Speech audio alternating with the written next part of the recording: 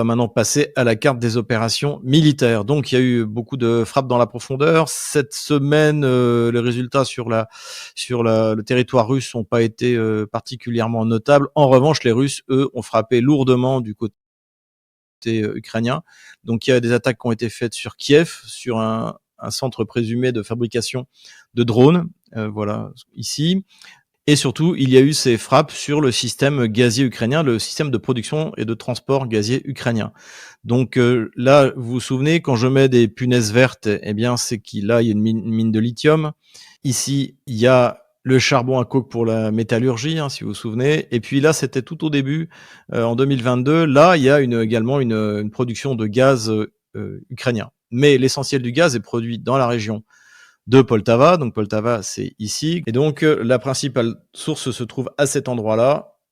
Et également, alors à la limite de la région de Poltava, là on est à Tchernigov, à cet endroit-là. Et les Russes ont tiré dessus, Iskander, missiles de croisière, et ça a fait de gros dégâts. Encore une fois, ces tirs-là étaient impossibles à l'époque où le gaz russe transitait par l'Ukraine vers l'Europe. Donc mauvaise analyse de Zelensky.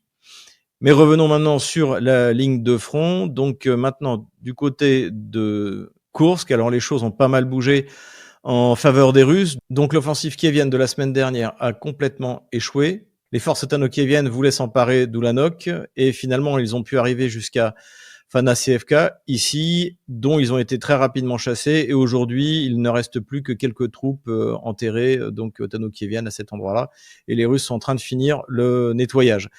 Ça a coûté extrêmement cher à l'armée ukrainienne. Il suffit de voir les images, sans doute une centaine de véhicules blindés. Donc, il y avait beaucoup d'espoir qui étaient mis dans cette offensive. Les mêmes erreurs que le 6 janvier ont été commises, c'est-à-dire grosse concentration de force, pas du tout prise en compte le fait que maintenant il y a des drones qui peuvent fonctionner quel que soit le temps et surtout quel que soit le brouillage grâce à la fibre optique. Donc, très mauvaise opération, très sérieuse opération, mais très mal planifiée, organisée, et qui va coûter très cher à l'armée otano-kievienne. Et tout ça, en fait, pour pouvoir maintenir cette hernie qui n'a absolument aucun sens militaire, stratégique. C'est juste de la communication pour Zelensky. Et surtout, le pire, c'est que à l'ouest, donc de la poche, eh bien, les Russes ont continué à avancer. Donc, ils sont arrivés à la frontière de Malaya Loknea, ici. Et surtout, ils ont commencé à rentrer dans Sverdlikovo. Et donc ça, pourquoi c'est important? Eh bien parce que désormais, les dronistes russes ont la main sur la principale route d'approvisionnement de Souja. Et donc, jour et nuit, toute cette route-là, non seulement celle qui d'ailleurs va à partir des territoires russes, mais également celle qui se trouve en territoire ukrainien, est un cimetière de véhicules logistiques ukrainiens. Donc en fait, visiblement, les Russes, comme d'habitude, ne sont pas pressés. Et ce qu'ils ont l'intention de faire, c'est d'épuiser, en fait, par manque de provisionnement, de munitions, de nourriture, les troupes d'occupation otano-kieviennes dans cette zone-là. Donc là, c'est en train de très mal tourner, notamment pour Zelensky, qui compte là-dessus pour encore faire le malin. Donc les Russes frappent sur l'axe d'approvisionnement. Dès qu'ils voient des concentrations, comme ils en ont vu ici, de force, ils tirent dessus. Et c'est pareil tout autour de la ville de Soumy. On descend au sud, et là, la tête de pont qui est maintenant, comme le disent d'ailleurs les analystes, plus vraiment une tête de pont, mais finalement un nouveau front, eh bien, russe se consolide. Donc là, Kiev a trouvé des réserves dont on ne connaît pas la qualité pour essayer de contre-attaquer. En attendant, là, comme on le voit, eh bien, désormais, à l'ouest de la rivière Oskol, au nord, les Russes disposent d'une base pour lancer de futures opérations, soit vers Vovchansk, soit pour encercler Kupiansk. Donc la situation est très tendue pour les otano-kieviens. On descend plus au sud.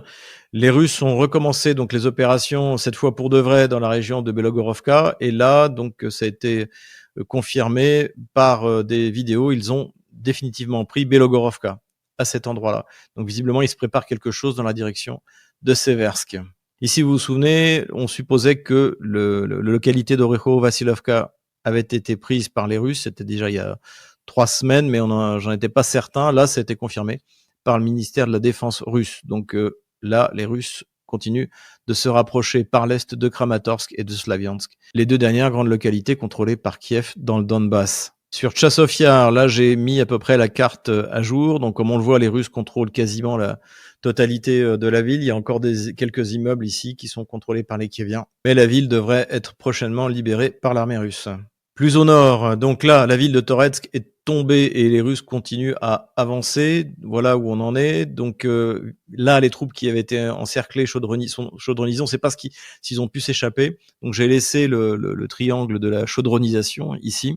Plus au sud, c'est là où il y a eu la deuxième tentative de contre-attaque russe, la plus forte avec celle de Koursk.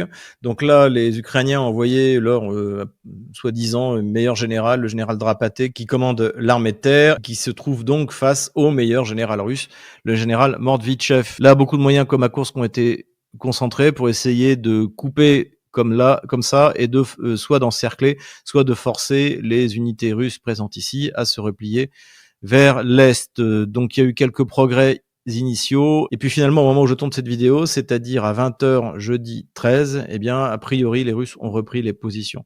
Mais comme c'est pas confirmé, je laisse la ligne rouge comme ceci. Visiblement, ça n'a pas trop contrarié le général Mordvitchev, puisque lui, il a continué à avancer plus vers l'ouest. Désormais, les Russes contrôlent la moitié de la localité d'Oudachne et se sont emparés du village d'Uspenovka ici.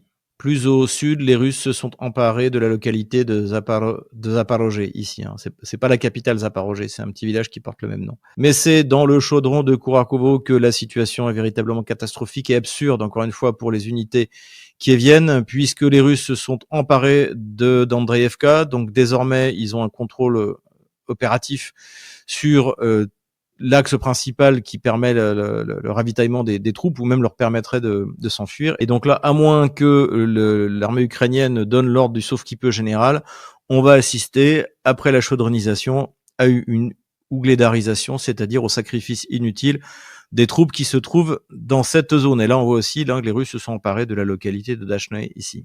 Du côté de Velikaya Novoselka, les Russes sont repassés à l'offensive et on fera le point la semaine prochaine. Voilà, je retire la ligne de front de la semaine dernière. Voilà où nous en sommes au jeudi soir 13 février 2025. Voilà, c'est tout pour aujourd'hui.